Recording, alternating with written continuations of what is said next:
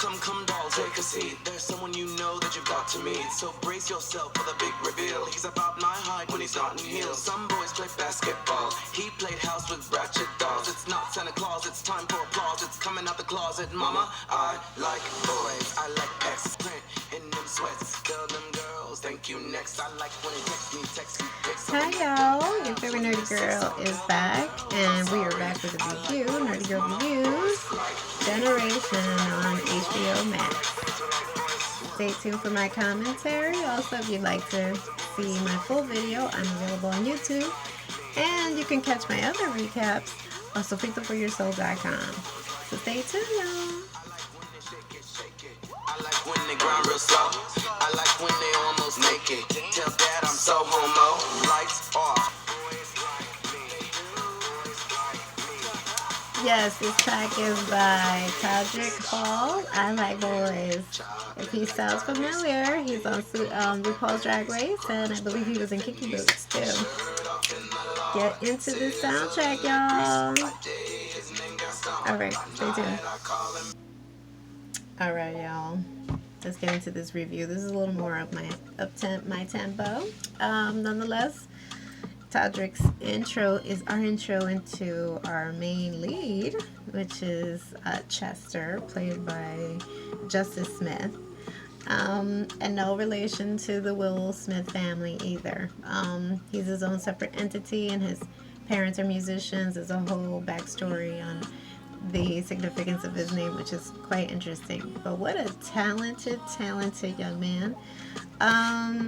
He carries the show. I mean, everyone, it's a collective, obviously, but he pulls in the most interest, which I think is so interesting because the actor Justice didn't originally think that that's the role he wanted to play. He wanted to play another role that was, you know, perhaps not so not interesting in the sense, but not the lead, because maybe he's, you know, of a certain age, you know, like he's in between. I think he's sandwiched between late teens, early 20s, and he wants more mature roles.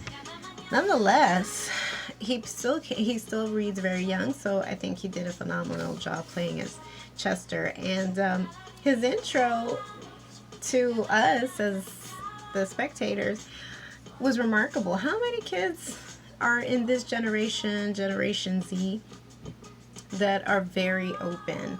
You know, rarely now, I think maybe nowadays there's hardly any coming out stories, because children are just loud and proud now. Like, they recognize who they are, they stand firm for their convictions and their preferences. And the way he walks and sashays into school one day with this little crop top, these little small shades. I remember wearing those shades, the same size shades, when I was in high school, and it was just very, you know, in touch with himself, in touch with his own personality. This is going to be my vibe. This is my, you know, aesthetic, and if you don't like it, you know, go bump yourself. So I love that daring and bold you know, presence he brings on screen, and I want to say that that's very important for this particular series, because that's what we're seeing more of, and it's about time that we just were more open about it, that we were more accepting of it. But unfortunately, there are other generations that think they know better, or they're stuck in their ways, so we'll move on. But nonetheless, the subplot of the series is one character in particular who so the series, I believe it's like 8 episodes, and it's surrounded around this one particular event. But then we see how it's a netting. Every episode explains this particular date, but explains also how this grouping came together. How are they all friends? How did they all kind of meet and have preferences? And, you know, just essentially this, you know, friend-like quality, like remember the show Friends? Very much that. But for this generation. And LGBTQIA plus, I believe, which is the emphasis of the show. It's a coming-of-age story. Zelda and Daniel Barnes are the showrunners, and I believe series creators for this particular show, which is ideal because here we have a father and daughter duo, and I believe she's drawing from experiences that weren't not that long ago, which makes her ideal for the show. But I'm glad that they're not afraid to tackle contemporary issues, gay and lesbian issues, bisexuality. Also, I want to emphasize how this generation, I feel for this generation sometimes that unfortunately, because of what we've been seeing in the media and we've seen in schools and how violent it's gotten, that a lockdown is just literally like a fire drill. Like that's as bad as it ever got for myself, and I'm sure other people across the nation. They probably just had like earthquake drills, but never a lockdown, because you don't know what is happening, what kind of violence and turmoil is happening amongst those walls. So kudos to the creators for including that and showing that how to a certain degree it's become very desensitized. And for this generation, although you see still it still registers as fear, but just the fact that it has gotten to that point. But again, I don't want to politicize this channel. I just want to emphasize that these are subjects, and that's how they infiltrate into these shows, because it's a part of life, and it's a great tool. Art is a great tool to emphasize what is happening in our government and our politics, and how politicians just aren't keeping our children safe. They're just not. But I'll move on. Nonetheless, this grouping, like I said, I mentioned, I love the sequential shooting of it too. It's very reminiscent of like Pulp Fiction and Amores Perros. I love that way of shooting, how like one instance will showcase a webbing of other people's intersection with the subject matter. So that I truly appreciate it, and that's how we're introduced to all of these characters, how they're all interconnected. I want to say too,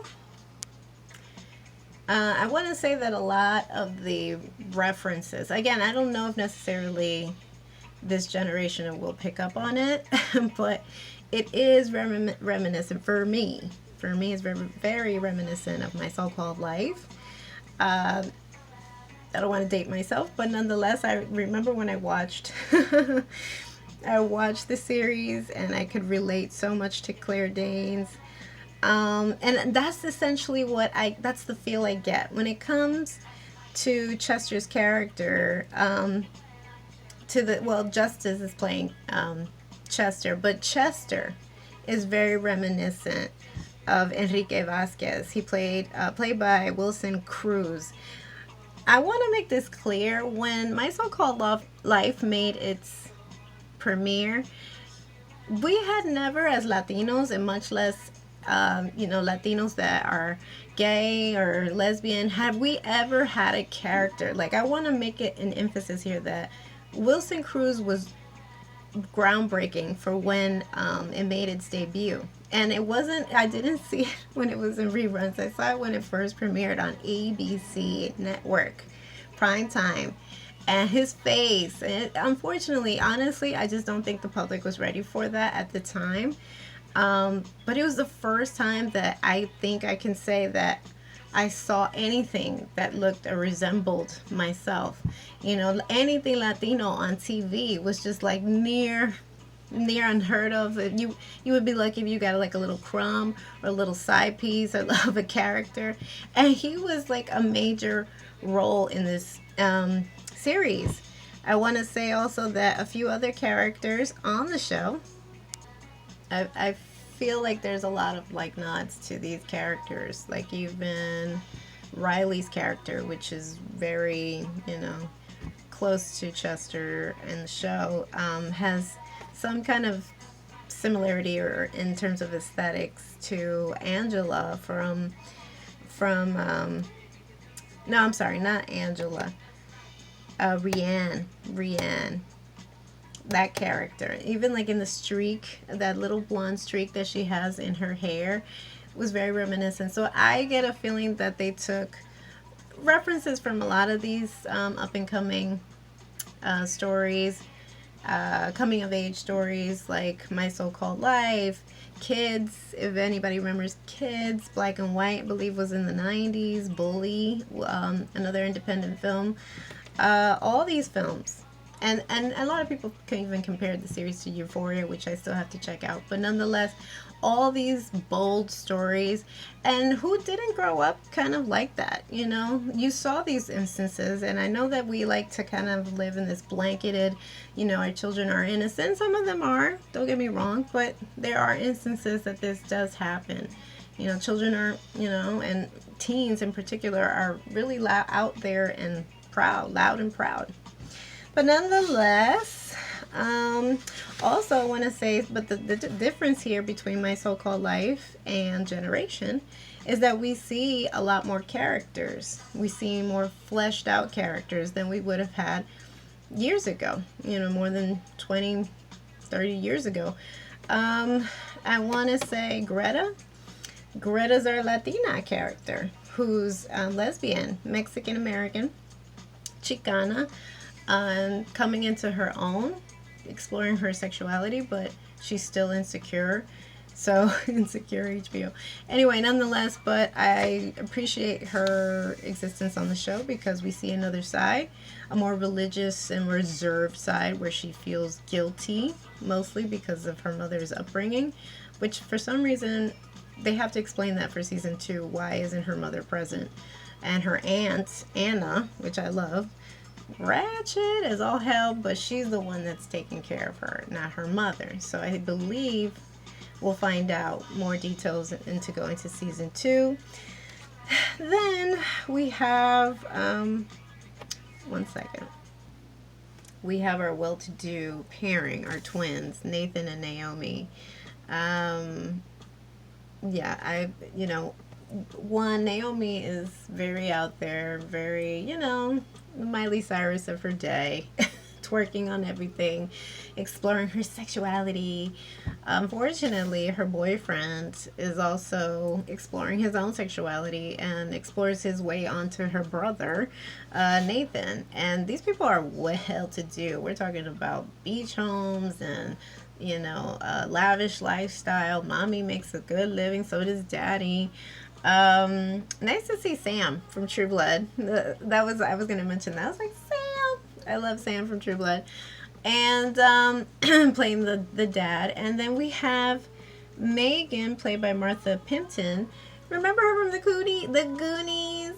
And now to see her very kind of like stoic and very mother-like and, unfortunately homophobic. And you know, is still very much trying to be a hip parent, but then when she finds out that her precious Nathan, who she had always kind of like, she's put him more on a pedestal than her daughter. But that's for some reason often happens with mothers. I don't necessarily know why. Like they keep their sons on a pedestal as opposed to their daughters. They come down or more, viciously critical of their daughters than they are of their sons. But nonetheless, her precious Nathan is exploring his own sexuality, and then when his sister finds out, it is war. We have, I believe, our kooky character, Ariana, who is best friends with Naomi, and she has no filter on her mouth. That child will tell it like it is. Even to the point of vulgarity, to the point of like hurting people's feelings. But I think she thinks she means well. But then she pushes the envelope and wants to also find out if Nathan is really into girls. And she is very, forthcoming about her desires when it comes to Nathan. So Nathan doesn't necessarily know because he deep down, I think, has more of a crush on Chester than he would on Ariana. And Ariana feels bold or emboldened because both her parents are, gay. They're a gay couple, a gay male couple that have raised her. But I think to a certain degree, she still feels insecure about herself and insecure about her setting. Are people genuinely interested in her, or just see her as a conversational piece? Sorry. I don't know what's happening today with me. But anyway, nonetheless, I want to move on. honestly, this last episode too, we also see that Chester finally confesses his feelings. He has this secret crush that he has with his guidance counselor. It's the first guidance counselor that has ever just appeared to be human and not judgmental, and he ends up having a lot in common with him. His guidance counselor is also gay, and out and proud, but he's much older, and also his guidance counselor. Somehow Chester is able to find him on Grindr, but he does not show his face. So at first the counselor is just genuinely wanting to, hook up with somebody. Thankfully it doesn't go there.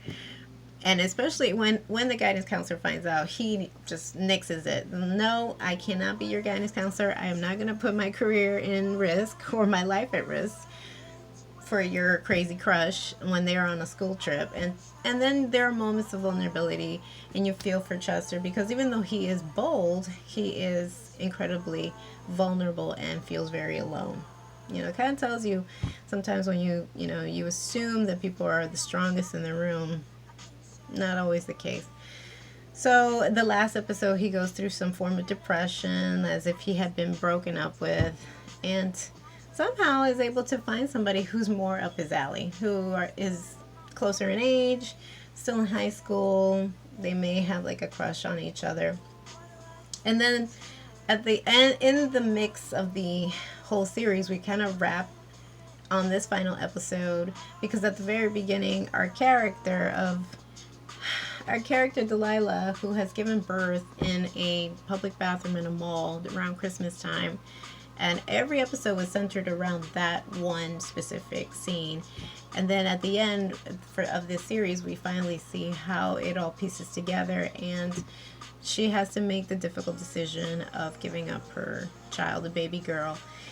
She's not ready. She's, I believe, is only 16, and got with somebody and didn't use protection, who was just as equally as irresponsible and young as her. How was she going to provide for this child? So even though there are moments, hard moments, where you just, you tear up, you well up, because you can't believe that she's, putting herself through this, but she's thinking about her child. So they Google, I'm telling you, we are in this generation that anything is Googleable. Anything is available on the internet. And they find out that she has up to 72 hours to put her child in a facility where they'll take care of the child, like at a firehouse or a hospital, and she opts to do that. And it's a very hard scene, but the fireman who does take her child in doesn't have any judgments, but you can see the somber in her eyes, and how they all come together as a collective, wishing the baby well, giving her little like trinkets that maybe she'll treasure as she grows up.